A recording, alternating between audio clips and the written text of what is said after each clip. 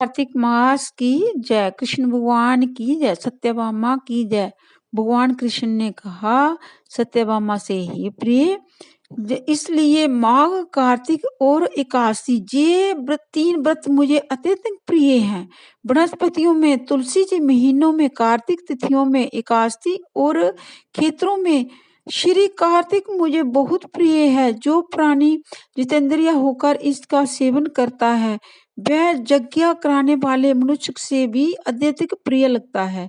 जो प्राणी विधि से इसकी सेवा करते हैं उनके मेरे अनुग्रह से सब पाप दूर हो जाते हैं। भगवान श्री कृष्ण ने के वचन सुनकर सत्यभामा ने कहा, हे नाथ, आपने ये बात बड़ी आश्चर्यजनक कही कि दूसरे के लिए पुण्य का फल कला की मुक्ति हो गई। ये प्रभावशाली कार्तिक मास आपको अत्यधिक प्रिय है कि जिसे पतितों का पाप केवल स्नान पुण्य से ही नष्ट हो गया। दूसरे मनुष्य द्वारा किया हुआ पुण्य के उसके देने से कैसे मिल जाता है, ये आप मुझे बतलाइए।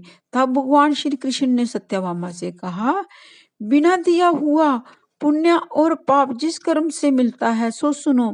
सतयुग में देश, ग्राम तथा कुलों को दिया पुण्य जहाँ पाप मिलता था, किंतु कलयुग में केवल कर्ता को ही पाप और पुण्य का फल भोगना पड़ता है।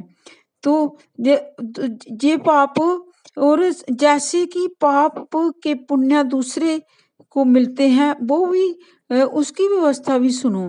पढ़ना, यज्ञ कराना और एक साथ भोजन करने से पाप पुण्य का आधा फल मिलता है। एक आसन पर बैठने से, सवारी एक साथ करने से, श्वास एक साथ लेने से पुण्य का पाप का चौथा भाग प्राणी को मात्र को मिलता है। स्पर्श करने से, भोजन करने से और दूसरे की स्तुति निंदा करने से पाप पुण्य का 6वां भाग मिलता है। दर्शन करने से, सुनने से, ध्यान करने से मनुष्य को पुण्य और पाप का 10वां अंश मिलता है।